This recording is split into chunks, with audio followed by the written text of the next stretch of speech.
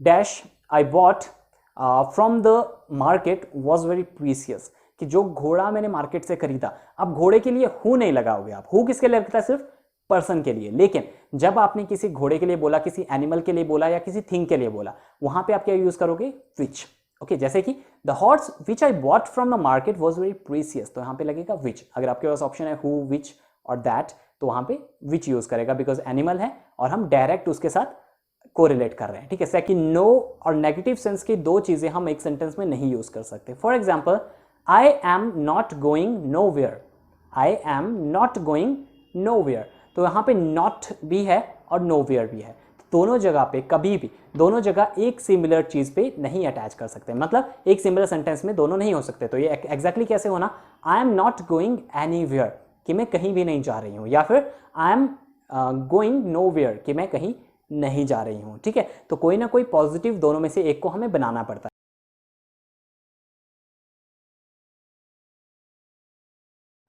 Hello everyone, आज आपके लिए लेके आया हूं मैं पूरे 1 घंटे की ग्रामर क्लास। 1 घंटा सोच के ये मत सोचिएगा ग्रामर क्लास बहुत बड़ी है। ग्रामर को कवर करने के लिए आपको जो पूरा 1 महीने का आप कोर्स करोगे वो 1 घंटे में आपको मैं करवाने वाला हूं। जो चीजें, जितनी चीजें आपके इंग्लिश ग्रामर के लिए इंपॉर्टेंट है, सारी चीजें करेंगे। चाहे बेसिक इंग्लिश है, आपके कॉम्पिटिटिव इंग्लिश है, हर एक चीज से हम स्टार्ट करेंगे पहला बिल्कुल छोटी चीज, नाउन के साथ। लेकिन अब ये मत सोचिएगा कि नाउन तो मैंने पढ़ा है, नाउन तो सिर्फ आपने डेफिनेशन पढ़ी है। क्या उनके ऊपर जो क्वेश्चंस आते हैं एग्जाम में, क्या हर बार सॉल्व कर पाते हो? शायद नहीं। आज हम दूसरे नंबर पे करेंगे प्रोनाउन। अब प्रोनाउन भी लगेगा कि सिंपल टॉपिक है, लेकिन जिस तरीके से सिंपल से लेके एडवांस तक में सारे क्वेश्चन, सारे कॉन्सेप्ट, सारे तरीके, जिस तरीके से क्वेश्चन सॉल्व किया जाए, ट्रिक्स आपको बताऊंगा, जो ट्रिक्स को यूज करके आप आराम से उसको भी सॉल्व कर सकते हो। तीसरे नंबर पे हम चलेंगे वर्ब्स की तरफ, चौथे नंबर पे हम जाएंगे एडवर्ब, फिफ्थ नंबर पे हम जाएंगे एडजेक्टिव, और बीच में हम डिफरेंस भी करेंगे एडजेक्टिव और एडवर्ब का, कि एडवर्ब क्या क्या डिफरेंस है और एडजेक्टिव में क्या डिफरेंस है। और सेंटेंसेस लेंगे जहां पे हम फाइंड आउट करेंगे कि एडवर्ब कहां लगेगा, एडजेक्टिव कौन सा है इसमें, एडवर्ब कौन सा है, वेरी लगा है तो वेरी एडजेक्टिव है या एडवर्ब है, टॉल लगा है टॉल एडजेक्टिव है एडवर्ब है। वो सारी चीजें हम करेंगे जो कि आपके एग्जाम में आती हैं, जो फाइंड आउट एडजेक्टिव आता है, एडवर्ब आता है, वो भी करेंगे। उसके बाद जाएंगे हम कंजक्शंस की तरफ, प्रेपोजिशंस की तरफ। अगर हमें टाइम बचा तो डेफिनेटली जितनी चीजें हो सकेंगी आज मैं आपके लिए कवर कराऊंगा। तो बने रहिए वीडियो के साथ, लास्ट तक देखिएगा, वीडियो को बिल्कुल मत छोड़िए, क्योंकि अब जो आज आप कवर करोगे, शायद चाहे आपका एग्जाम 2 महीने बाद हो, चाहे आपका एग्जाम 1 महीने बाद हो, चाहे आपका एग्जाम 10 महीने बाद हो, लेकिन जो आज आप सीखोगे वो आपका शेप करेगा आपके स्टैंडर्ड को इंग्लिश में, और वो आपके बेसिक्स को बहुत क्लियर करेगा। गारंटी देता हूं इस क्लास में से, चाहे आप जितना कोई भी स्टैंडर्ड का एग्जाम दे रहे हो, गवर्नमेंट एग्जाम दे रहे हो, चाहे आप स्कूल में पढ़ रहे हो, आपको डेफिनेटली कोई ना कोई 5 या 6 क्वेश्चन ऐसे होंगे जो इन्हीं टॉपिक्स में से आएंगे। और ये टॉपिक आपके लिए इतना इंपॉर्टेंट है कि अगर आपने ये मिस कर दिया आज की क्लास, तो शायद आप अपने मार्क्स 5 या 6 क्वेश्चन गलत कर पाओ एग्जाम में। तो मैं आपसे रिक्वेस्ट करता हूं पूरी वीडियो को अच्छे से देखिए और फिर समझिएगा सभी चीजों को। चलिए चलते हैं पहले टॉपिक से, और पहला टॉपिक है हमारा नाउन। नाउन क्या होता है? सबसे पहले ये तो सभी को क्लियर है, नाउन क्या होता है, डेफिनेशन रटी हुई है, name of a place, person और अ थिंग, मतलब किसी प्लेस, किसी पर्सन और किसी चीज का नाम को नाउन बोलते हैं। ठीक है, जैसे कि रोहन क्रिकेट खेल रहा है, तो इसमें नाउन कौन है? रोहन है, क्योंकि वो क्रिकेट खेल रहा है। तो नाउन क्या है? रोहन क्या है? पर्सन का नाम है। क्रिकेट क्या है? किसी चीज का नाम है, तो क्रिकेट को भी नाउन बोल सकते हैं। ठीक है, तो बहुत सारी चीजें, रोहन हो गया, किसी भी चीज का नाम हो गया, दिल्ली हो गया, अहमदाबाद हो गया, टेबल हो गया, पंखा हो गया, जो भी चीजें हैं वो सारी चीजें नाउन है। अब इसमें से ये क्वेश्चन तो कभी नहीं आएंगे आपको कि इनमें से नाउन क्या है। क्वेश्चन किस तरीके से आते हैं, वो आते हैं आपकी 3 चीजों पे define. First thing is masculine, second thing is feminine and third thing is neutral gender. दो टाइप होते हैं नाउन के, एक जेंडर नाउन होता है, सेकंड नंबर नाउन होता है। तो सबसे पहले जेंडर नाउन करेंगे, जिसमें 3 टाइप्स होते हैं, masculine, feminine and neutral gender. Masculine मतलब जो मेल से रिलेटेड करता है, फेमिनाइन मतलब जो फीमेल से रिलेट करता है, और न्यूट्रल मतलब जिसके साथ इट लगता है या फिर इट्स लगता है। फेमिनाइन के साथ हमेशा हर लगेगा या शी लगेगा, और मैस्कुलाइन के साथ हमेशा आप ही लगाओगे या फिर हिज लगाओगे। ओके, चलिए चलते हैं अब टॉपिक की तरफ। अब पहला क्वेश्चन जैसे कि आपको दिख रहा है, फर्स्ट क्वेश्चन आप देखेंगे। फर्स्ट क्वेश्चन में यहां पे लिखा हुआ है the Indian cricket team is doing dash work, कि इंडियन क्रिकेट टीम है वो उसका काम कर रही है। तो यहां पे हिज होगा, हर होगा या इट्स होगा। अब ये चीज समझिए, जब भी कभी ग्रुप ऑफ पीपल आएगा, ठीक है, मतलब ग्रुप ऑफ पीपल की बात की जाए और उनकी बात की जाए कि वो अपना काम कर रही है, जब उसको एक सिंगल यूनिट में बताया जाता है तो वहां पे हमेशा न्यूट्रल जेंडर यूज होता है। न्यूट्रल जेंडर का मतलब वहां पे हमेशा इट्स यूज होगा, वहां पे कभी भी हिज या हर नहीं यूज होगा। चाहे फिर वो इंडियन आर्मी की बात करे जाए, चाहे वो इंडियन क्रिकेट टीम की बात की जाए, चाहे वो किसी कमेटी की बात की जाए, चाहे वो पूरे स्टूडेंट्स के बैच की बात की जाए, जब पूरा कंबाइन उनको एक चीज बोली जाती है, जैसे कि इंडियन आर्मी में सोल्जर तो बहुत है लेकिन उसको नाम इंडियन आर्मी दिया है, उसको कलेक्टिव नाउन बोलते हैं, ठीक है। तो कलेक्टिव नाउन के साथ हमेशा इट्स लगता है, कभी भी हिज और हर नहीं लगेगा। जैसे कि यहां पे सेंटेंस देख सकते हैं आप, the committee have given her decision. तो कमेटी, पहले तो उसमें 2-3 गलतियां हैं। पहले तो अब क्या क्या गलती है वो आप फाइंड आउट कीजिए। पहले तो कमेटी है, कमेटी क्या है, ग्रुप ऑफ पीपल। जब ग्रुप ऑफ पीपल है तो उसके साथ पहली चीज तो हर नहीं लगेगा, वहां पे क्या लगेगा, इट्स डिसीजन, पहला चीज, ठीक है। सेकंड, और यहां पे जो हैव लगा है तो हैव नहीं लगेगा, वहां पे कमेटी एक है, कमिटीज होता तो वहां पे हैव होता, क्योंकि प्लूरल के साथ हैव लगता है, ठीक है। तो यहां पे हैज लगेगा। तो इस तरीके से यहां पे जो मेन करेक्शन है वो 2 हैं। पहली चीज तो हैज लगेगा, सेकंड है वो क्या है कि यहां पे आप हमेशा इट्स लगाओगे कि कमेटी ग्रुप ऑफ पीपल है। ओके, सेकंड क्वेश्चन ले लेते हैं एक और इसका। The birds are chirping in, the birds are eating dash food, कि जो बर्ड्स हैं वो उनका खाना खा रहे हैं। अब देखिए बर्ड्स खाना खा रहे हैं, दैट्स फॉर श्योर, राइट। अब बर्ड्स उनका खाना खा रहे हैं तो यहां पे क्या होगा, हिज, हर और इट्स। वहां पे भी क्या होगा, इट्स होगा।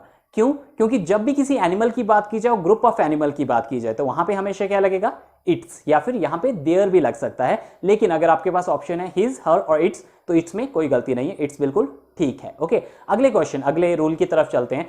अब और क्या क्या चीजें हैं जो न्यूट्रल जेंडर में आती है। अब दूसरी चीज आती है, कोई स्मॉल इंसेक्ट हो या स्मॉल बच्चा हो, उसके साथ स्मॉल बेबी हो, उसके साथ हमेशा न्यूट्रल जेंडर यूज होता है। मतलब जैसे कि मैं बोलूं, the small child is playing dash toy, small child उसके खिलौने के साथ खेल रहा है, हिज टॉय, हर टॉय या इट्स टॉय, तो वहां पे क्या लगेगा, इट्स टॉय। क्यों, क्योंकि स्मॉल चाइल्ड है, जब तक हमें बताया नहीं कि गर्ल चाइल्ड है या बॉय चाइल्ड है तब तक हम हिज और हर नहीं लगाएंगे। अगर बता दिया कि गर्ल चाइल्ड है तब तो हर लगा दिया, अगर बता दिया कि बॉय चाइल्ड है तो हम हिज लगाएंगे। लेकिन अगर सिंपल ये बोला है the small child is playing with dash toy, तो वहां पे क्या होगा, the small child is playing it's toy. Okay, और स्मॉल इंसेक्ट जैसे कि हनी बी हो गया, कॉकरोच हो गया, जो स्मॉल इंसेक्ट्स होते हैं उनके साथ भी हमेशा इट्स लगता है। जैसे कि the honey bee is collecting dash Honey, कि हनी बी है वो कलेक्ट कर रही है हनी को, उसके शहद को कनेक्ट कर रही है, तो कैसे होगा, the honey bee is collecting it's Honey, कि हनी बी उसके हनी को कलेक्ट कर रही है, तो वहां पे इट्स लगेगा। पहली चीज ये हो गया न्यूट्रल जेंडर। न्यूट्रल जेंडर 3 चीजें मेन जिनके साथ लगेगा। पहला, कोई न्यूट्रल चीज हुई मतलब नॉन लिविंग चीज हुई। सेकंड, ग्रुप ऑफ पीपल के साथ हमेशा जब वो एक यूनिटी को दिखाते हैं। थर्ड, जब आप किसी चीज को यूज करें जहां पे स्मॉल चाइल्ड है, और फिर जहां पे कोई इंसेक्ट है जब उनके लिए आप यूज कर रहे हैं तो वहां पे हमेशा इट्स लगेगा। ठीक है, ये 3 चीजें होती है जो न्यूट्रल जेंडर में जाती हैं। अब आते हैं जी मैस्कुलाइन जेंडर। अब मैस्कुलाइन होता है, मैस्कुलाइन में मैक्सिमम टाइम पे जो आप यूज करते हो वो यूज करते हो हिज। अब वो मेल के साथ तो लगेगा, जैसे कि मैं अगर बात कर रहा हूं Ram is doing his work, तो वहां पे हिज ही लगेगा क्योंकि वहां पे क्लियर है कि राम मेल है। लेकिन कुछ एक ऐसी चीजें भी हैं जहां पे वो नॉन लिविंग है, मतलब वो जिंदा नहीं है, लेकिन फिर भी उनके साथ हम मैस्कुलाइन वर्ब यूज करते हैं, मतलब वहां पे मैस्कुलाइन जेंडर की तरह उनको कंसीडर किया जाता है, मतलब वहां पे हिज लगाया जाता है। अब वो कौन कौन सी चीजें हैं उनके बारे में बात करते हैं। पहली चीज है द सन हो गया, समर हो गया, और विंटर हो गया, टाइम हो गया, और डेथ हो गया। जब भी ये वाले सेंटेंस आएंगे तो यहां पे हमेशा आप हिज लगाओगे, जैसे कि the sun is shining with his all power. ये सेंटेंस है बिल्कुल सही है क्योंकि यहां पे द सन है, द सन के साथ हमेशा हिज लगेगा, कभी भी उसके साथ हर या इट्स नहीं लगेगा, आपने ये ध्यान रखना है। ठीक है, सेकंड है जैसे the summer is showing dash power, कि समर उसकी पावर दिखा रहा है, तो वहां पे इट्स पावर नहीं होगा, हिज पावर होगा। और ये क्वेश्चन बहुत ज्यादा लोग गलत करते हैं, तो उसको अच्छे से समझ लीजिए। अब आते हैं फेमिनाइन जेंडर की तरफ। अब फेमिनाइन में क्या होता है, फेमिनाइन में होता है बहुत सारी ऐसी नॉन लिविंग चीजें हैं जिनके साथ हम हर लगाते हैं और वो नॉन लिविंग होती हैं। जैसे कि एग्जाम्पल लेते हैं, जैसे नेचर हो गया, मदर अर्थ हो गया, मून हो गया, ये कुछ एक मेन एग्जाम्पल, और बाकी एग्जाम्पल आपको स्क्रीन पे दिख रहे हैं। इन एग्जाम्पल के साथ हम हमेशा क्या यूज करेंगे, यहाँ पे हम हर यूज करेंगे। ठीक है, जैसे कि the nature is doing dash duty, कि नेचर है वो अपना काम अच्छे से कर रहा है, तो वहां पे द नेचर देख के मैक्सिमम लोग सोचेंगे कि यहाँ पे इट्स लगेगा, लेकिन वहां पे इट्स नहीं लगेगा। वहां पे क्या यूज होगा, वहां पे यूज होगा the nature is doing her duty, ये चीज ध्यान रखिएगा। Second, the mother earth is providing all the resources, all dash resources to human being. The mother is providing all her resources to human being. Okay, clear with that. अब इसी तरीके से जो बाकी चीजें यहां पे दिख रही हैं वो सभी चीजें वही हैं जिनके साथ आप हर लगाओगे। जैसे कि शिप हो गया, जो समुद्र पे चलता शिप है, उसके साथ हमेशा शी लगाते हैं या हर लगाते हैं, कभी भी उसको इट नहीं बोला जाता। ये हार्ड एंड फास्ट रूल है, ये आपको ध्यान रखना है। द बॉल है, जैसे क्रिकेट में बॉल बोलते हैं, शी फ्लोज, हम हमेशा ये बोलते हैं शी फ्लोज, ऐसा नहीं बोलते the ball it flows, it flow कभी नहीं होता, ठीक है। द शी वेंट, वो चली गई, ball she went to the out of station, या फिर ball went to out of station, कभी ये नहीं बोलेंगे it went out of station, वो कभी भी यूज नहीं करते, ठीक है। तो वो कुछ एक टर्म्स है जहां पे हम हमेशा शी या फिर हर यूज करेंगे, ना कि हम कभी भी इट या फिर इट्स यूज करेंगे, और ये है नॉन लिविंग चीज। ये हो गया नाउन। अब आते हैं सेकंड नंबर नाउन की तरफ। नंबर नाउन में वो चीजें रहती हैं जो कि अब नंबर्स के साथ हमारे कोई नाउन इंक्लूड होंगे तो वो कैसे ऐड करेंगे। फॉर एग्जाम्पल, एक सेंटेंस यहां पे लिखा हुआ आ रहा होगा, पहला है आई bought 5 dozens of banana.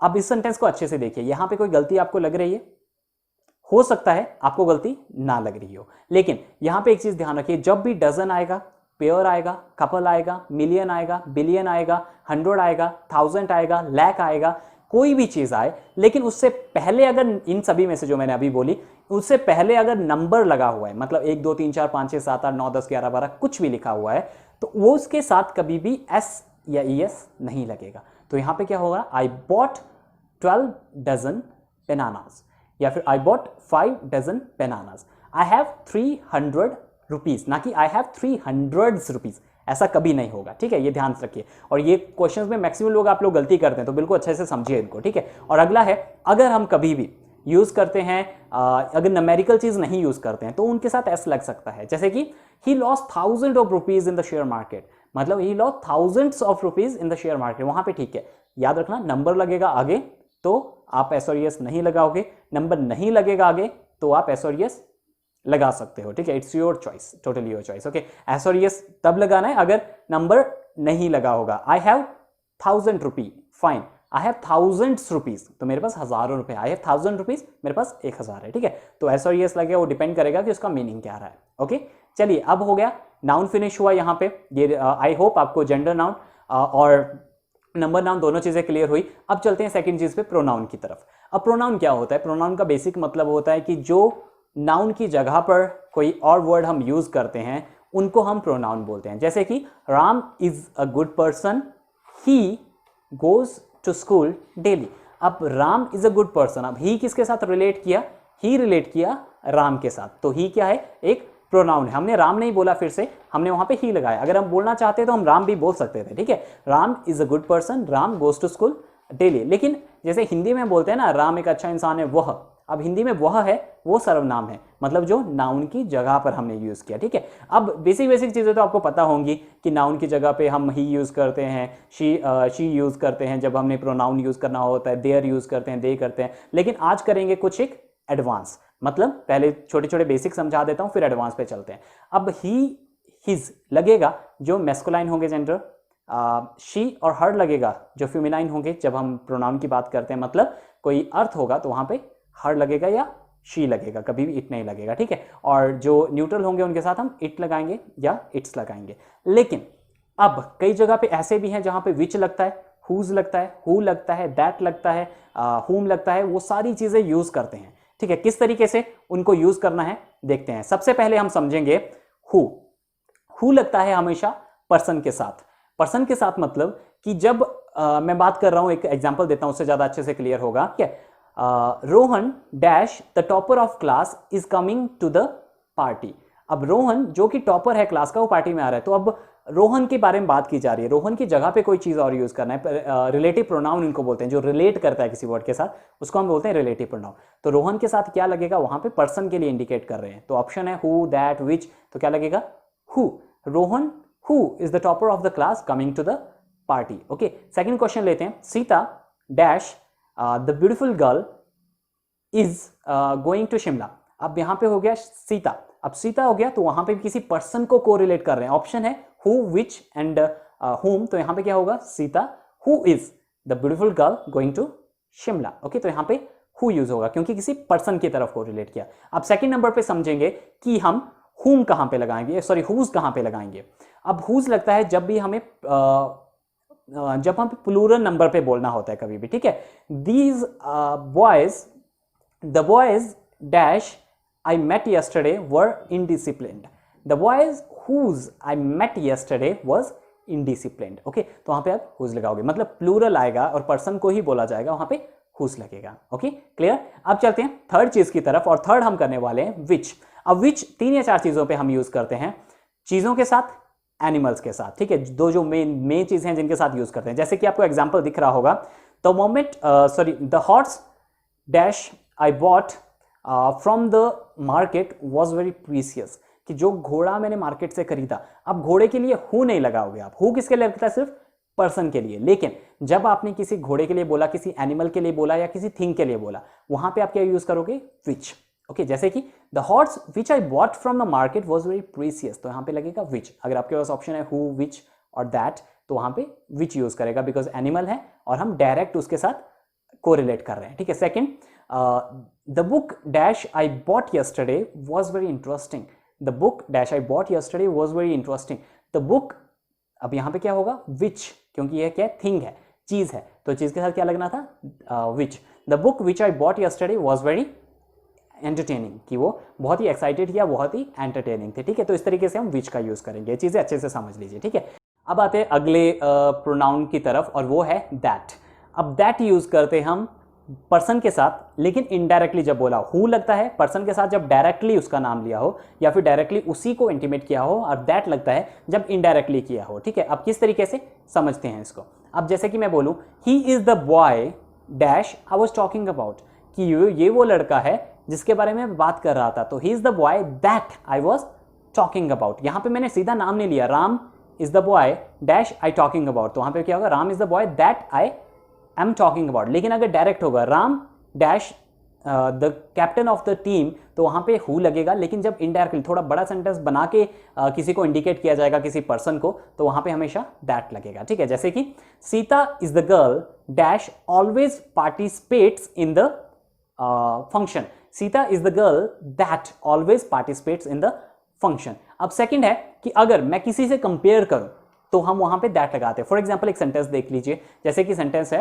He is the most effective speaker I have, he is the most effective speaker dash I have ever listened, कि ये बहुत इफेक्टिव स्पीकर है जितना मैंने आज तक सुना है उससे, तो he is the most effective speaker that I have ever seen. He's the most incredible person dash I have seen. तो he's the most incredible person that I have seen. जब इस तरीके के सेंटेंस आएंगे कि ये सबसे ज्यादा इनक्रेडिबल है, सबसे ज्यादा विश्वास पात्र है, ट्रस्ट वर्दी है, तो वहां पे हमेशा आप दैट लगाओगे। अब कुछ एक ऐसी चीजें हैं जिनके साथ हमेशा दैट ही लगता है, चाहे वो पर्सन है, प्लेस है, चाहे थिंग्स है। अब वो क्या क्या चीजें हैं, जैसे कि स्क्रीन पे देख सकते हैं, let me just take it, वो है all, some, any, none, nothing, इनके साथ हमेशा दैट ही लगेगा। जैसे कि एक सेंटेंस है लिखा हुआ, देखते हैं उसको, man is the only animal dash can talk.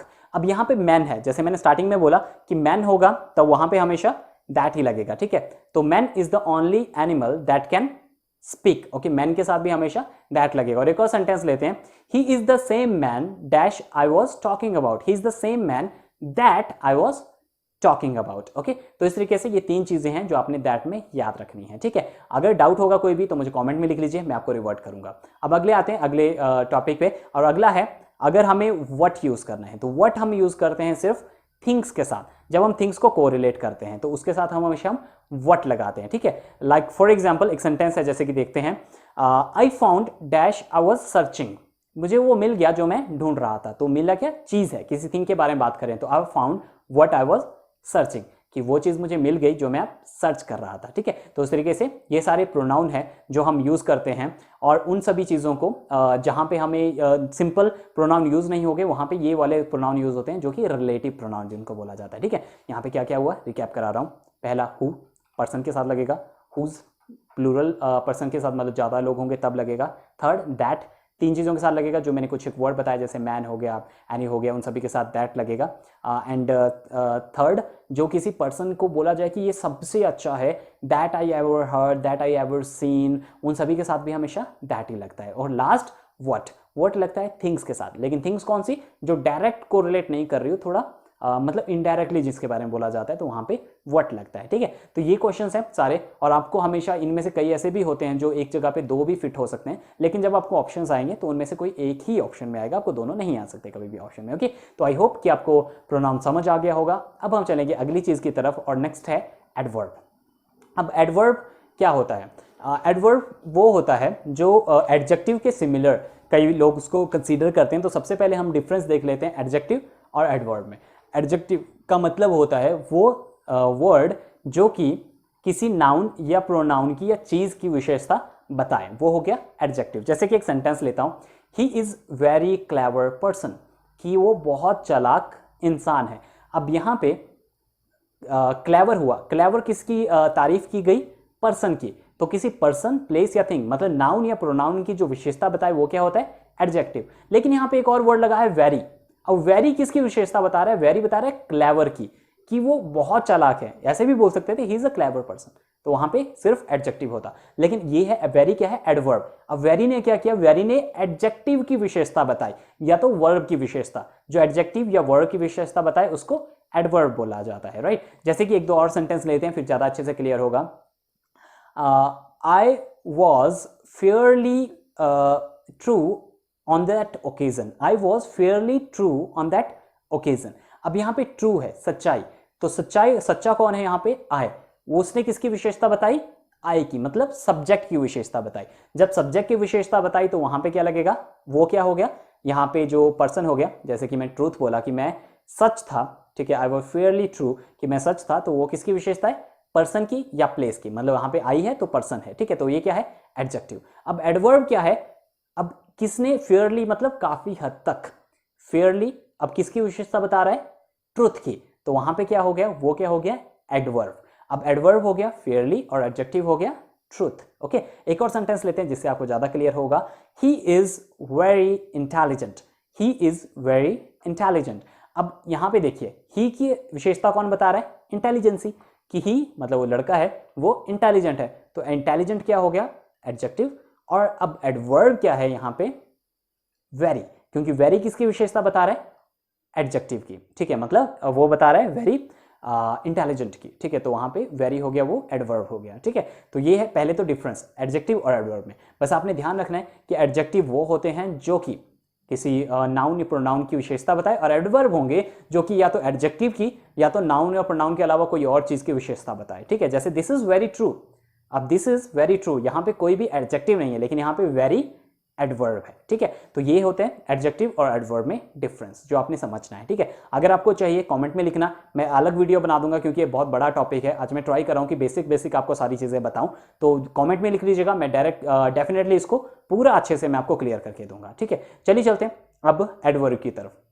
अब एडवर्ब, जैसे कि मैंने आपको बताया, एडवर्ब का मतलब है जो कि विशेषता बताए एडजेक्टिव की, ठीक है, वो है एडवर्ब। अब जैसे कि फॉर एग्जाम्पल कुछ सेंटेंसेस लेते हैं, जैसे कि ही इज वेरी इनोसेंट। अब यहां पे तो मुझे पता लग गया वेरी है, तो वेरी का तो पता है कि वेरी एडवर्ब है, लेकिन और क्या क्या एडवर्ब्स हैं जहां पे आपको कंफ्यूजन हो सकता है और जिनके यूज में आपको कंफ्यूजन हो सकता है। कुछ सेंटेंसेस लेते हैं, कुछ रूल्स देखते हैं कि उनमें क्या डिफरेंस है और किस तरीके से हम उनको जस्टिफाई करेंगे। जैसे पहला है हमारे पास फेयरली और रैदर। ओके, फेयरली और रैदर में क्या डिफरेंस होता है? फेयरली यूज करेंगे हम जहां पे मुझे किसी का पॉजिटिव चीज बताना हो। फॉर एग्जाम्पल एक सेंटेंस लेते हैं, ज्यादा अच्छे से क्लियर होगा आपको फेयरली और रैदर का।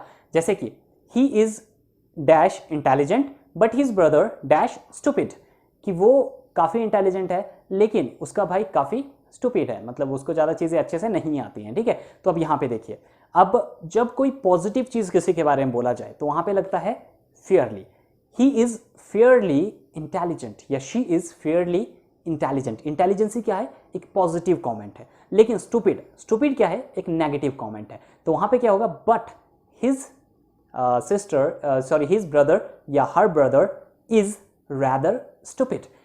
कि मतलब उसका भाई काफ़ी स्टूपिड है, मतलब उसको ज़्यादा जल्दी समझदार वो नहीं है, ठीक है। तो ये हो गया दोनों चीज़ों में डिफरेंस, रैदर और फेयरली में। रैदर और फेयरली में जो डिफरेंस है वो सिंपल ये है कि जो रैदर लगेगा वो लगेगा नेगेटिव चीज़ों के पास, और जो फेयरली लगेगा वो पॉजिटिव चीज़ों के साथ। जैसे कि एक और एग्जाम्पल लेते हैं, this box is dash light but that box is dash heavy.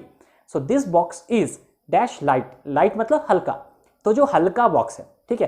अब वो किस वे में हम यूज कर सकते हैं, मतलब वो हल्का होना अच्छी चीज़ है या बुरी चीज़ है? ऑब्वियसली अच्छी चीज़ है। हैवी होना मतलब नेगेटिव सेंस से, हल्का होना पॉजिटिव सेंस से। तो कैसे होगा, this box is fairly light या fairly light, and second is but that box is rather heavy, क्योंकि वहां पे हमने यूज किया, वो क्या यूज किया, हैवी यूज किया, और हैवी नेगेटिव सेंस है। एक और सेंटेंस ले लेते हैं, he is dash beautiful but sorry she is dash beautiful but her sister is dash अगली। अब यहां पे देखो ब्यूटीफुल क्या है, पॉजिटिव कमेंट है या नेगेटिव कमेंट है? पॉजिटिव कमेंट है। तो यहां पे क्या होगा, she is Fairlie beautiful but her sister is rather अगली, क्योंकि अगली क्या है, एक नेगेटिव कमेंट है, तो उसको हम उस तरीके से लेते हैं। तो उसके साथ हमेशा क्या लगाते हैं, रैदर यूज करते हैं, ठीक है। आई होप आपको क्लियर हो गया फेयरली और रैदर के बीच में डिफरेंस। अब चलते हैं अगले डिफरेंस की तरफ, और अगला डिफरेंस है टू और इनफ। ओके, अब टू कहां पे यूज करते हैं और इनफ कहां पे यूज करते हैं उसको समझते हैं।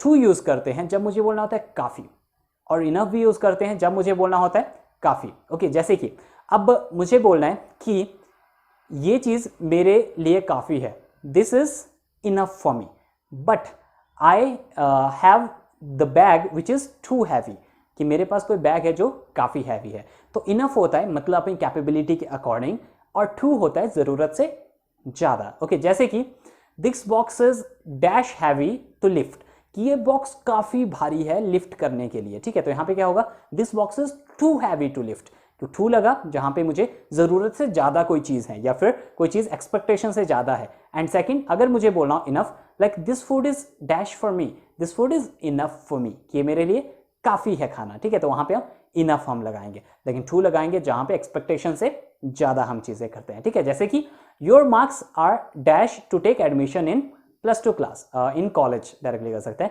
Your marks are dash enough dash to take marks in college, कि आपके मार्क्स काफी हैं कॉलेज में एडमिशन लेने के लिए। तो कैसे होगा, your marks are enough to take admission in college. लेकिन your weight is dash because you eat a lot, क्यों आपका वेट बहुत ज्यादा है क्योंकि आप बहुत खाना खाते हो। तो यहां पे क्या होगा, your it is too much because you eat allot. Okay, तो आई होप आपको टू और इनफ के बीच में डिफरेंस क्लियर हो गया होगा। अब अगले पे चलते हैं, gradually and by and by. Gradually use होता है जो अभी प्रेजेंट में अगर कोई सेंटेंस होगा वहां पे आप ग्रेजुअली यूज करोगे, और बाय एंड बाय आप यूज करोगे फ्यूचर के लिए। कोई चीज अगर हो रही है, फ्यूचर में कोई चीज हो रही है, तो वहां पे आप बाय एंड बाय यूज करोगे। ये एक ट्रिक है जिससे आप आइडिया लगा सकते हो कहां पे ग्रेजुअली लगेगा, कहां पे बाय एंड बाय लगेगा, ठीक है। जैसे कि we are focusing on our career dash, तो वी आर ये कौन सा है, प्रेजेंट है, प्रेजेंट कॉन्टिन्यूअस। तो वहां पे क्या लगेगा, we are focusing on our career gradually, कि हम ग्रेजुअली अपने फोकस कर रहे हैं करियर पे। जैसे कि the prices are increasing dash, कि प्राइजेस आर इंक्रीजिंग ग्रेजुअली, कि धीरे धीरे जो प्राइस है वो बढ़ रहे हैं। मतलब दोनों का सेम ही होता है, धीरे धीरे। ग्रेजुअल भी धीरे धीरे होता है और बाय एंड बाय भी धीरे धीरे होता है। बाय एंड बाय यूज होता है फ्यूचर के लिए, जैसे कि he will our school will give good results dash. तो यहां पे क्या होगा, विल लगा, विल किस में लगता है, फ्यूचर में। तो फ्यूचर के साथ क्या लगेगा, बाय एंड बाय। तो our school will give good results by and by. Okay, trees will give the fruits dash, तो यहां पे क्या होगा, trees will give the fruits by and by. Okay, तो फ्यूचर होगा तो बाय एंड बाय, और अगर प्रेजेंट हुआ तो ग्रेजुअली आप यूज करोगे। Okay, clear. चलिए अगली चीज पे चलते हैं। अब जो अगली चीज हम करने वाले हैं दैट वुड बी कि कहां पे हम प्रेजेंटली यूज करेंगे और कहां पे हम जस्ट नाउ यूज करेंगे। प्रेजेंटली का मतलब है कि जो चीज अभी अभी, और जस्ट नाउ का मतलब भी अभी अभी। लेकिन याद रखना, जस्ट नाउ हमेशा यूज होता है पास्ट के टेंसेस में, और प्रेजेंटली यूज होता है अभी के टेंसेस में। जैसे for example, I am doing study in college presently, या presently I am doing study in the college. लेकिन जस्ट नाउ लगा तो वो हमेशा पास्ट टेंस होगा, ठीक है। Rohan went from here just now, कि रोहन अभी अभी इधर से गया, तो वहां पे क्या होगा, Rohan went from home from here just now. तो वहां पे वेंट लगा तो मतलब सेकंड फॉर्म वो पास्ट का है, ठीक है। Rohan went from here just now. Okay, अगला है जैसे कि he went to Shimla dash, तो यहां पे अगर आपके पास ऑप्शन है प्रेजेंटली और जस्ट नाउ, तो क्या यूज करोगे आप? Just now. He went from here just now, कि वो अभी अभी इधर से गया, ठीक है, तो जस्ट नाउ। और अगर ऐसा है आई am working on this project dash, कि अभी मैं इस प्रोजेक्ट के ऊपर काम कर रहा हूं, so I am working on this project presently, कि प्रेजेंटली मैं इस प्रोजेक्ट के ऊपर काम कर रहा हूं, ठीक है। अगले पे चलते हैं। अगला रूल है जो वो है कि नो और नेगेटिव सेंस की दो चीजें हम एक सेंटेंस में नहीं यूज कर सकते। For example, I am not going nowhere, I am not going nowhere, तो यहां पे नॉट भी है और नो वेयर भी है, दोनों जगह पे कभी भी दोनों जगह एक सिमिलर चीज पे नहीं अटैच कर सकते, मतलब एक सिमिलर सेंटेंस में दोनों नहीं हो सकते। तो ये एग्जैक्टली कैसे होना? आई एम नॉट गोइंग एनीवेयर, कि मैं कहीं भी नहीं जा रही हूं, या फिर आई एम गोइंग नोवेयर, कि मैं कहीं नहीं जा रही हूं, ठीक है। तो कोई ना कोई पॉजिटिव दोनों में से एक को हमें बनाना पड़ता है, या तो हमें नॉट हटा के वहां पे एनीवेयर यूज करना पड़ेगा, सॉरी नोवेयर यूज करना पड़ेगा, या फिर हमें अगर नॉट यूज करना है तो वहां पे एनीवेयर यूज करना पड़ेगा। ध्यान रखना, दो नेगेटिव चीजें एक सेंटेंस में कभी भी नहीं यूज होती, उसका मतलब फिर पॉजिटिव हो जाता है, ठीक है। उसका मतलब जैसे नेगेटिव नेगेटिव प्लस हो जाता है, तो उसका मतलब हमेशा पॉजिटिव हो जाता है। अब ये सारी चीजें थी जो कि मेन डिफरेंस थे एडवर्ब्स के बीच। अब हम जाएंगे कुछ क्वेश्चंस की तरफ, जो मैं आपको क्वेश्चन दे रहा हूं और आप लोग उनको सॉल्व करेंगे। पहला क्वेश्चन लिखिएगा, Rekha is enough old to get married. इसमें आपने क्या निकालना है? इसमें आपने गलती निकालनी है। आपके पास 10 सेकंड है, जल्दी से गलती निकालिए, उसके बाद मैं बताऊंगा। एक बार रिपीट कर रहा हूं, Rekha is enough old to get married. अब यहां पे देखिए, यहां पे क्या है? Enough old. ओल्ड होना क्या है? एक पॉजिटिव सेंस है या नेगेटिव सेंस है? ये एक नेगेटिव सेंस है ओल्ड होना। तो मैंने बोला कि वो काफी, मतलब जरूरत से ज्यादा बूढ़ी हो गई है वो शादी करने के लिए, तो वहां पे क्या लगेगा? Rekha is too old to get married. Okay, कि रेखा जरूरत से ज्यादा बूढ़ी है शादी करने के लिए, मतलब उसकी उम्र ज्यादा हो चुकी है, ठीक है। सेकंड पे आते हैं, ही इज फेयरली अगली in looks. He is Fairlie अगली इन लुक्स। अब यहां पे क्या यूज होगा? देखो, अगली है, अगली क्या है? नेगेटिव सेंस है, तो अगर अगली के लिए क्या यूज होता है? फेयरली होता है या रैदर होता है? रैदर यूज करते हैं हम, राइट। तो यहां पे क्या होगा? ही इज रैदर अगली इन लुक्स, कि वो चेहरे से या फिर अपने देखने से वो ज्यादा सुंदर नहीं है। ओके, अगले पे चलते हैं। He is too wise to understand this your point. He is too wise to understand your point. अब ये सही है या गलत है? 5 सेकंड आप सोचिए, फिर मैं बताता हूं। He is too wise to understand your point, तो यहां पे क्या होना था? ही इज वाइज इनफ, मतलब काफी समझदार है आपका पॉइंट समझने के लिए। टू वाइज नहीं हो सकता, क्योंकि टू या तो नेगेटिव सेंस में यूज होता है या जरूरत से ज्यादा समझदार है वो, तो ऐसा नहीं हो सकता कि वो जरूरत से ज्यादा समझदार है तो आपकी बात समझ जाएगा, ठीक है। It will be he is wise enough to understand your point. अब चलेंगे हम एडवर्ब के बाद, अब चलेंगे हम वर्ब्स की तरफ। अब वर्ब्स में बहुत सारी ऐसी चीजें हैं जो आपको पहले मैंने एक लेक्चर में बनाई है, जो आपको ऊपर दिख रहा होगा लिंक में, उस पर जाके भी आप देख सकते हो, उनको थोड़ा थोड़ा रिकैप करा दूंगा, ठीक है।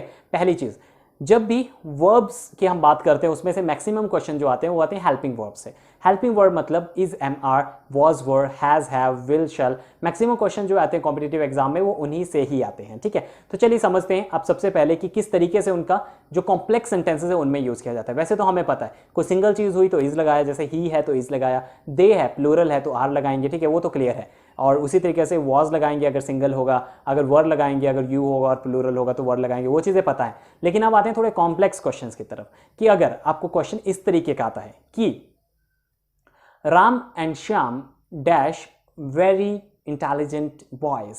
Ram and Shyam dash very intelligent boys. अब राम और श्याम बहुत इंटेलिजेंट है। अब वहां पे देखिएगा, जब भी दो सिंगुलर एंड के साथ कनेक्टेड है, राम सिंगुलर है, श्याम सिंगुलर है, एंड के साथ कनेक्ट किए गए हैं ये, तो वहां पे हमेशा हेल्पिंग वर्ब होगा, वो प्लूरल आएगा। मतलब Ram and Shyam are very intelligent boys. Okay, वहां पे आप आर यूज करोगे, या तो वॉज और वर होगा तो were very intelligent boys. Option के ऊपर डिपेंड करता है, हमेशा प्लूरल हेल्पिंग वर्ब आपने यूज करना। लेकिन अगर सेंटेंस ऐसा होता, राम और Shyam dash very intelligent boys, Ram या श्याम उन दोनों में से कोई एक है जो वेरी इंटेलिजेंट है, बहुत इंटेलिजेंट है, तो वहां पे आप ध्यान रखिए, जब दो सिंगुलर कनेक्ट किए जाते हैं और के साथ, तो वहां पे हेल्पिंग वर्ब हमेशा सिंगुलर ही यूज होगा। तो वहां पे क्या होगा?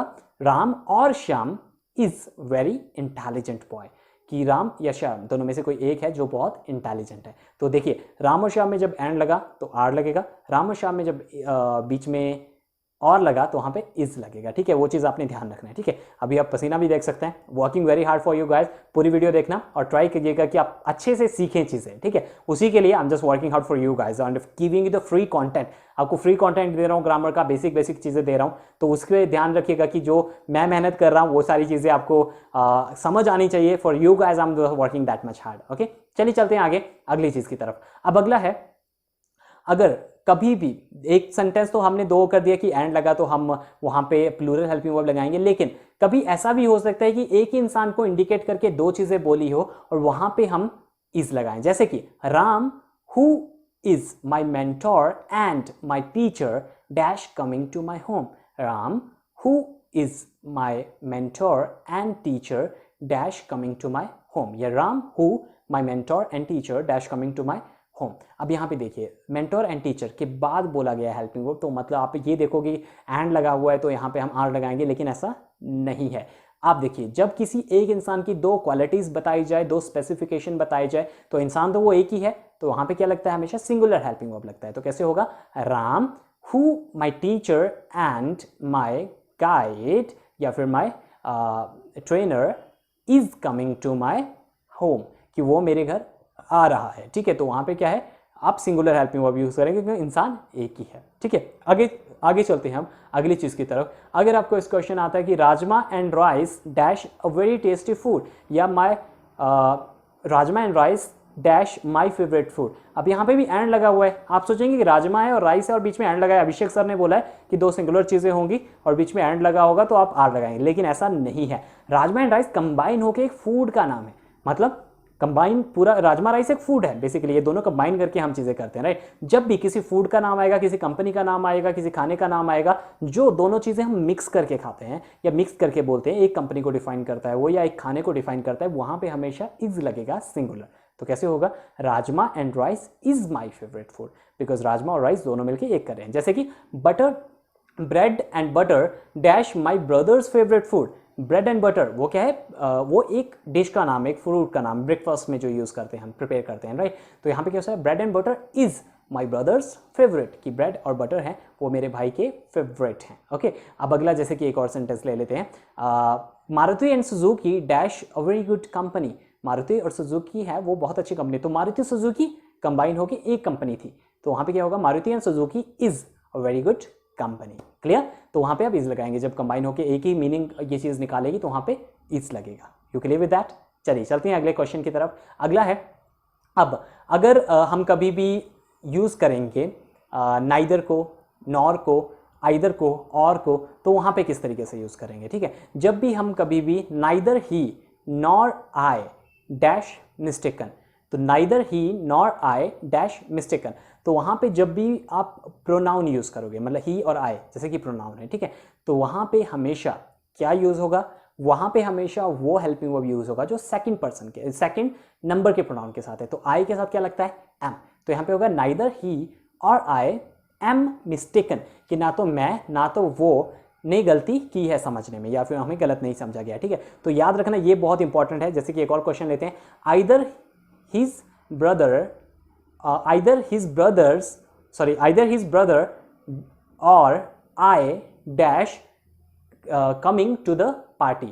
so either his brother or I, अब यहां पे क्या लगेगा, सेकंड प्रोनाउन की जगह का जो हेल्पिंग वर्ब लगेगा वही लगेगा। तो क्या होगा, either his brothers or I am coming to party। Okay, या तो उसका भाई आ रहा है या मैं आ रहा हूं, ठीक है। तो ये ध्यान रखना, ये काफी लोग गलत करते हैं, तो इसको अच्छे से समझ लीजिए, ठीक है। अब आते हैं अगली चीज की तरफ। जब भी कभी भी आप मैनी यूज करते हो, ठीक है, मैनी यूज करते हो, तो उनके साथ हमेशा सिंगुलर हेल्पिंग वर्ब ही यूज होता है, ठीक है। मच और मैनी, याद रखना इन दोनों चीजों को। जैसे कि सेंटेंस देता हूं, many students dash going to the party, many student is going to the party. अब मैनी लगाओगे और मच लगाओगे तो दोनों के साथ हमेशा सिंगुलर हेल्पिंग वर्ब यूज होगा, ये भी आपने ध्यान रखना है, ठीक है। जैसे कि many people dash listening me properly, many people is listening me properly, जो आपने ध्यान रखना है, ओके। और पीपल के साथ कभी भी एस नहीं होता, पीपल पीपल ही होता है, पीपल का मतलब होता है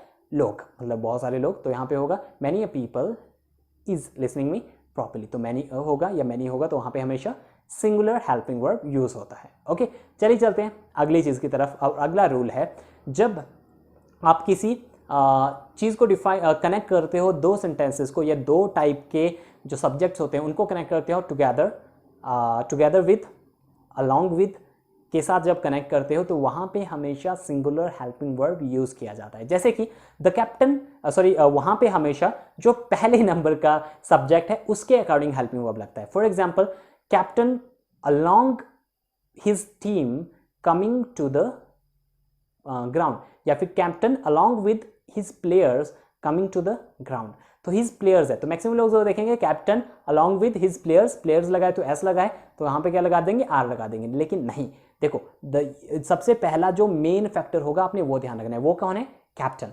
तो कैप्टन के साथ क्या लगेगा, इज लगेगा। तो जब भी कैप्टन, लीडर, गाइड, कोई भी टीचर, कोई भी एक चीज पहले बताई जाए जो मेन है और उसको कनेक्ट किया गया है टुगेदर या फिर अलोंग विद या फिर इन एडिशन टू, इन सभी चीज़ों के साथ यूज़ किया गया है तो उसके साथ हेल्पिंग वर्ड हमेशा पहले नंबर वाले सब्जेक्ट के अकॉर्डिंग ही लगेगा। जैसे कि एक बार एग्जांपल दे देता हूँ, leader in addition to his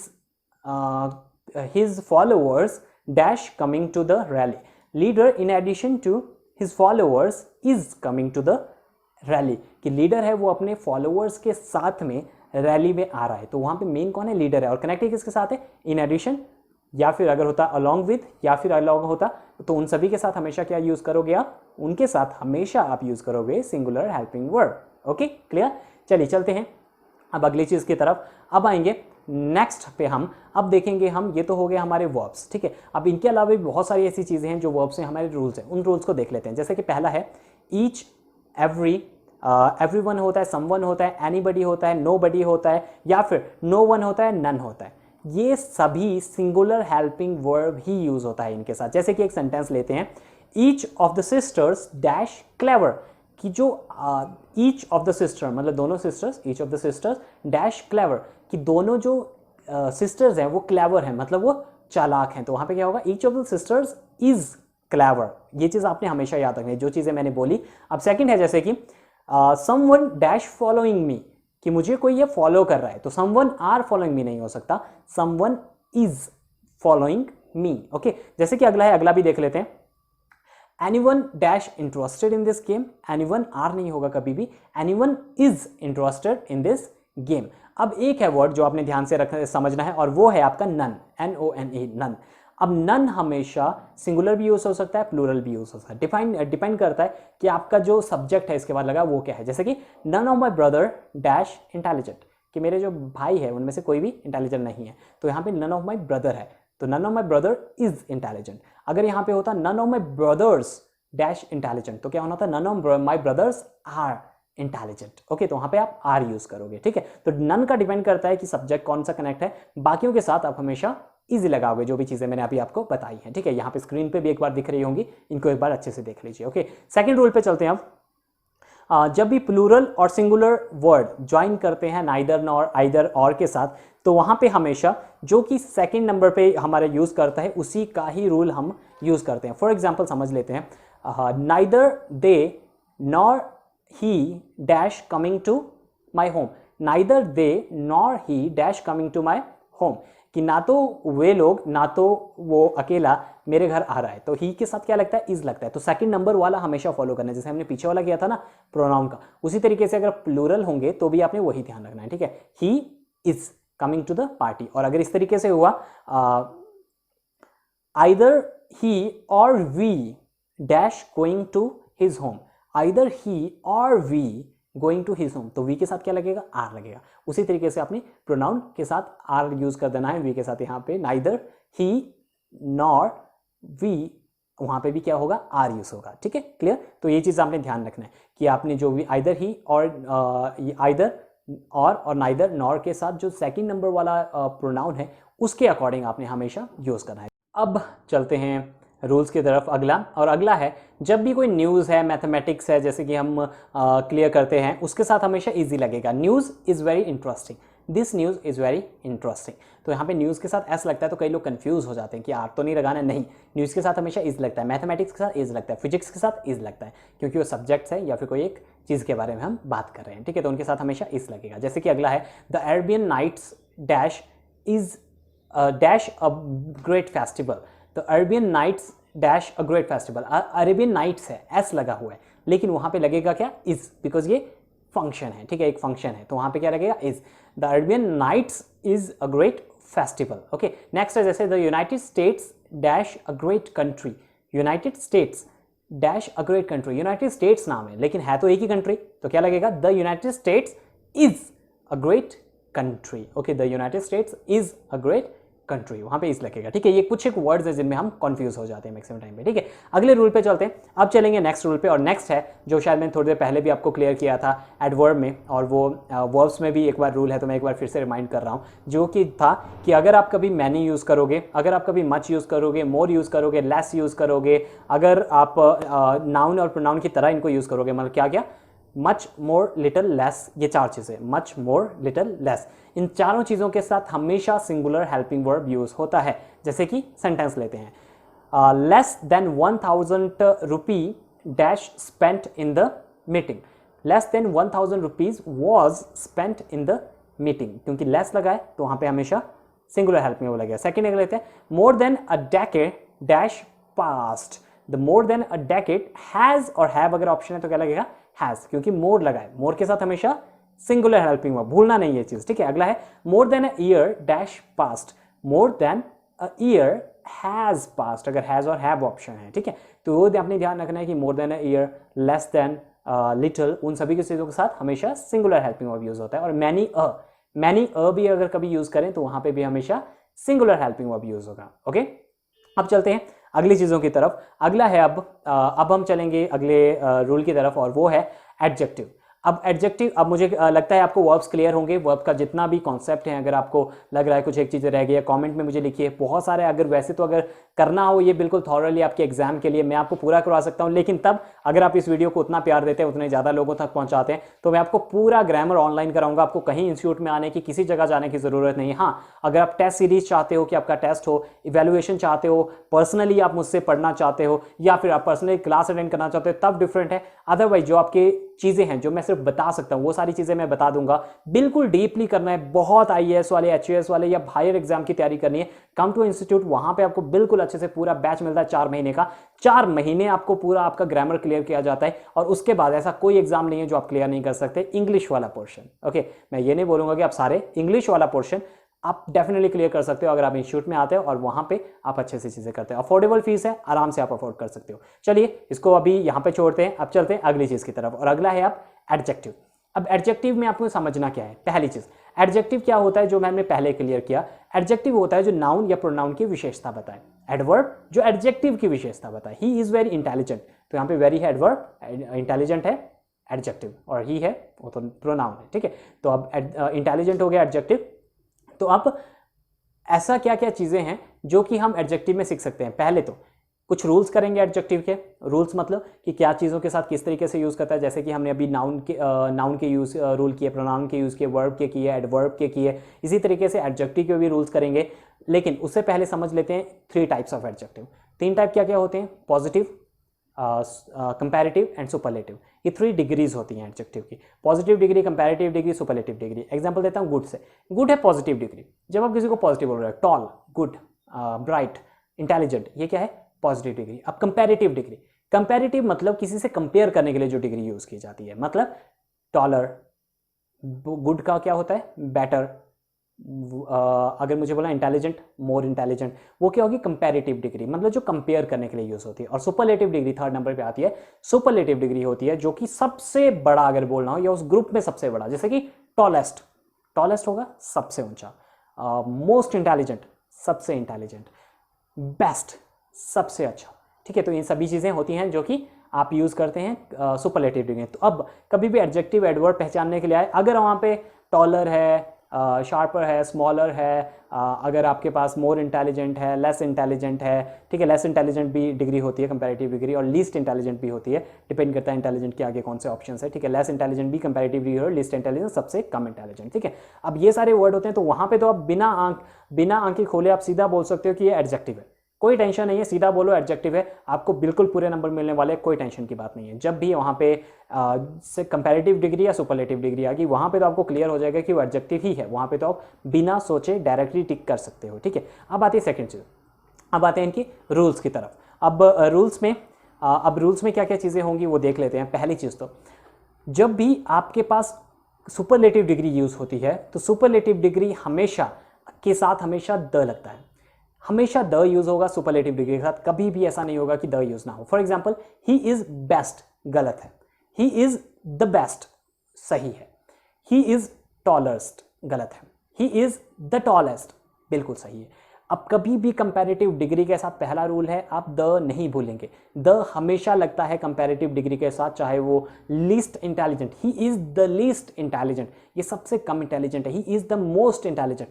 वहां पे द लगेगा। बिना द के कोई सेंटेंस है बिल्कुल गलत है। जैसे कि आपको अगर सेंटेंस आता है these boys are best, no, these boys are the best, okay, these boys are the best, okay, तो वहां पे द यूज करेंगे, क्यों? क्योंकि वहां पे सुपरलेटिव डिग्री हमने यूज़ किया है, ओके। अब चलते हैं कुछ और रूल्स की तरफ, चलिए चलते हैं पहले रूल्स की तरफ। और पहला है, कभी भी आप कंपेयर करो, कंपेरेटिव डिग्री यूज़ करो, तो वहाँ पे दैन की जगह पे आप मैक्सिमम टाइम पे दैन ही यूज़ करोगे। लेकिन जब कोई दो चीज़ों को कंपेयर कर रहे हो तो वहाँ पे टू भी हम यूज़ करते हैं। जैसे कि एक सेंटेंस में आपको लेता हूँ, एक सेंटेंस अगर मैं आपको दूँ, that will be he is more wise than him, कि वो उसकी अपेक्षा में ज़्यादा वॉइस है, ज़्यादा समझदार है, ठीक है। He is more intelligent in the class, ये क्लास में सबसे ज़्यादा इंटेलिजेंट है, या he is more intelligent than in the class, okay, than other students, he is more intelligent than other students. अब रूल क्या है, जब भी दैन लग जाए, दैन कहीं पे भी लगा, तो वहाँ पे हमेशा कंपैरेटिव डिग्री ही यूज़ होगी, THAN, दैन। दैन होता है जब आप किसे कंपेयर करते हो, देन होता है THEN, तब। दैन का मतलब तब होता है, दैन का मतलब होता है जब आप किसे कंपेयर कर रहे हो, कंपैरेटिव डिग्री आप यूज कर रहे हो, ठीक है। He is taller than me, वो मुझसे ज़्यादा लंबा है, he is taller than everyone, वो सबसे ज़्यादा लंबा है, तो वहाँ पे हम कंपेयर कर रहे हैं, तो वहाँ पे हमेशा दैन यूज़ होगा, तो हमेशा आपकी कंपैरेटिव डिग्री ही यूज़ होगी जब भी कभी दैन यूज़ होगा, ओके। अब चलते हैं अगले रूल की तरफ। अगला रूल कहता है कि जैसे कि अगला रूल आप देख सकते हो, the sooner you come dash better, the sooner you come the better. अब यहाँ पे समझिएगा, द सूनर, अब ये कभी भी आप यूज़ करोगे, सूनर आप यहाँ पे देखोगे तो उसके साथ द हम यूज़ करते हैं, ठीक है। मतलब अगर कुछ एक वर्ड है जिनके साथ हम कंपैरेटिव डिग्री के साथ भी द यूज़ कर सकते हैं एज कम्पेयर टू जो हम सुपरलेटिव डिग्री होते हैं। जैसे कि सूनर, सूनर के साथ हमेशा द लगेगा। More, the more I advise you the lesser it will be, मतलब द मोर कि जितनी ज़्यादा में। अब दो चीज़ें बताई, सूनर और मोर, इनके साथ द लगा है, कोई गलत नहीं है। अगर सेंटेंस इस तरीके से आएगा, the sooner you reach home the better, the sooner you reach home the better, the sooner you reach home, the sooner, तो वहाँ पे बिल्कुल सही है सूनर, कोई गलत नहीं है। दो वर्ड आपने ध्यान रखना है जो कि आपने गलत नहीं करना है। सेकेंड, कोई भी ऐसा सेंटेंस नहीं है जहाँ पे आपकी कंपैरेटिव और सुपरलेटिव डिग्री डबल हो जाए, ठीक है। डबल सुपरलेटिव डिग्री नहीं आ सकती, ना कंपैरेटिव डिग्री आ सकती है। For example, he is taller and more intelligent, he is taller and more intelligent, नहीं, कभी भी इस तरीके से नहीं हो सकता। दो कंपैरेटिव डिग्रीज एक सेंटेंस में नहीं यूज हो सकती। जैसे कि he is taller and smarter, नहीं, वहां पे आपको एक नॉर्मल या पॉजिटिव डिग्री आपको यूज करनी ही पड़ेगी। जैसे कि he is more taller and smarter, he is more taller and smarter, यहाँ पे आपने मोर यूज़ कर दिया, ठीक है। तो उससे क्या हुआ कि वहाँ से आप एक आपने कंपैरेटिव डिग्री यूज़ कर ली। जैसे कि एक सेंटेंस ले लें, you are much taller than him, ये बिल्कुल सही है बिकॉज यहाँ पे कंपैरिजन नहीं है, ठीक है।